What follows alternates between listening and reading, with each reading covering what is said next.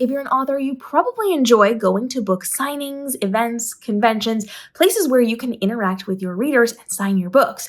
But we know that some of these book events go really, really wrong. So let's talk about the legal side of these not so great book events. My name is Tony Iliakostas. I'm an adjunct professor of entertainment law and IP at New York Law School, and I have an Instagram, YouTube, and TikTok account called The IP Professor that's dedicated to all things intellectual property. As authors and readers, we love a good book convention or event, book signing experience, but we also know that when it comes to these things, there can be some problems, there can be some hangups, and there can be some really bad experiences. So, Tony, as authors, what can we do to protect ourselves or to kind of know, maybe a little bit in advance, what might be happening at some of these book conventions from a legal perspective? So, I think this goes in the same vein of like, not just let's say a book specific convention, but I would say any convention, right? We're talking Comic Cons or fan expos, whatever you want to call them. Obviously, these are organized by some type of corporate entity, an organization, usually the planning committee that goes into it. And when you're being sold a ticket, obviously you're buying, a ticket for a 1-day event or a 2-day event, 3 days, whatever it is. You're buying tiers of access. So maybe just general admission gets you, it's worth $20. If you want it more like in a VIP status with more perks associated with it, you're probably looking at something upwards of maybe $100, depending on what the type of convention is. All that to say, what many people do not realize is when they purchase a ticket, they are unilaterally consenting to terms and conditions that are laid out by that specific convention organizer. So they are unilaterally agreeing to what the governing law is going to be if there was an event, some type of legal event that happened. They're unilaterally agreeing to what their obligations are for being an attendee of that specific convention. They are unilaterally agreeing to even what happens if there is a legal claim that ensues out of your attendance. There may even be a clause about severability saying, hey, if I get injured, we, the organizers, are not liable whatsoever for any sort of injury, and you waive liability. There, I guarantee you, whether you're talking about New York Comic Con, San Diego Comic Con, or even the Ocean City Comic Book Expo. I don't know if Ocean City, Maryland has one, but we're making it up here. Okay. Any size or shape of a convention is likely going to have the most stringent terms and conditions that you may not realize you are actually agreeing to. So unfortunately, the problem that you run into is if you do attend said convention and there are a bevy of problems that come about, you may be bound by the terms and conditions that you blindly accepted by agreeing to be a guest or a panelist on a convention panel, or by agreeing to attend said panel. There are or agreeing to attend the convention rather. The bottom line is you are basically kind of screwed, for lack of a better word, because the convention is going to hold way more power than you in terms of being legally protected. And even like I said, if there was some type of legal claim that arose that allows you to go after the convention organizers, there may even be a term in those terms and conditions that talks about arbitration being dictated by the organizer. So you can't even handpick what the process is going to be. You may waive the right to a jury trial, again, blindly. These are all terms and conditions that obviously raise a red flag.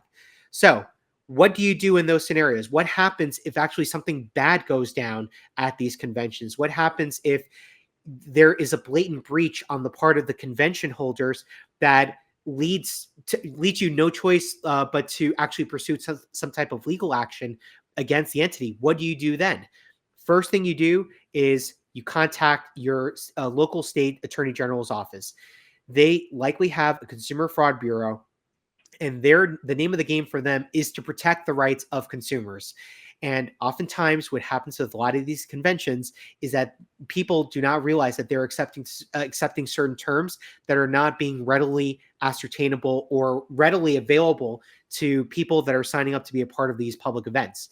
So the attorney general's office in your respective state, or even the state where the event is being held, will have the knowledge to be able to go check out the websites, check out any sort of literature or any sort of publication of the event and see if it was clearly laid out all the terms and conditions of what are you agreeing to by simply attending this said event.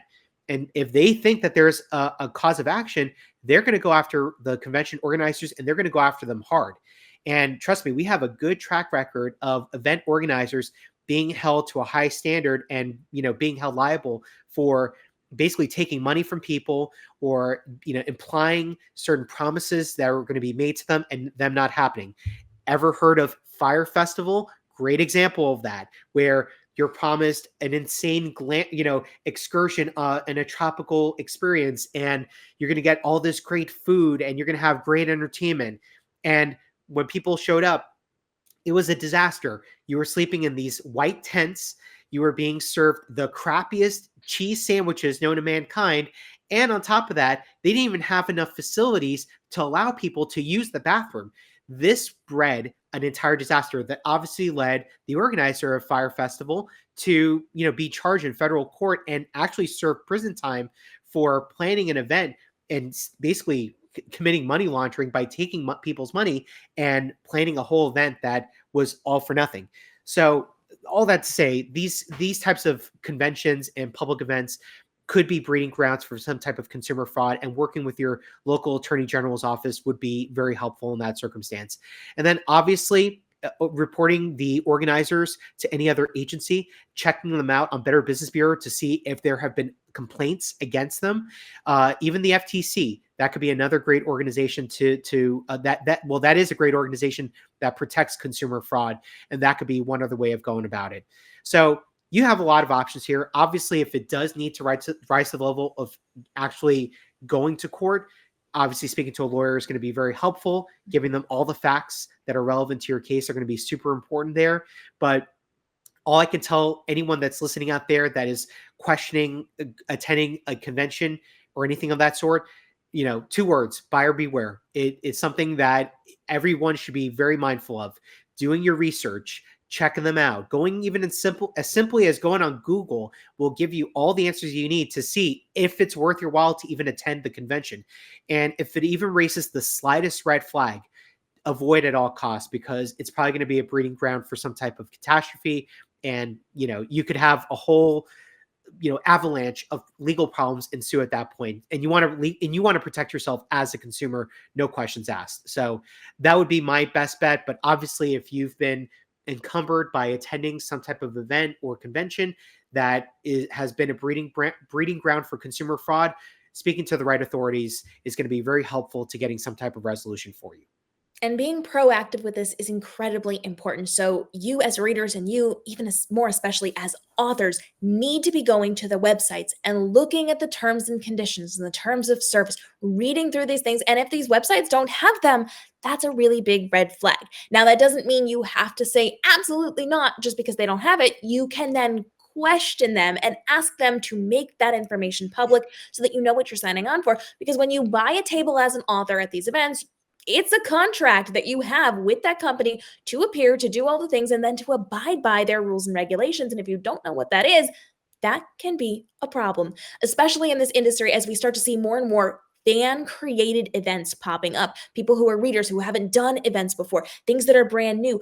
It's a learning curve for a lot of people. And we, as the authors, we as the professionals, need to hold things to a higher standard to protect all of us. So drop your questions down below. Let us know what we need to do in terms of spin-off questions on this or anything on the legal side of the publishing industry to keep you safe and protected. Tony's coming back for upcoming episodes. And as always, you can reach us to Tony on social media. Tony, where can everybody find you? You can find me on Instagram, YouTube, and TikTok at the IP Professor. And you can check out my entertainment law podcast called End Scene, with new episodes dropping every Friday on Apple Podcasts, Spotify, or wherever you listen to podcasts. For questions on the legal side of the publishing industry down below, Tony's coming back for more. But we also have daily videos helping you navigate the world of publishing, from your writing to your publishing to your marketing, to make this your most profitable year ever with least amount of stress and overwhelm and time commitment on the content you are creating. We'll see you in the upcoming episodes.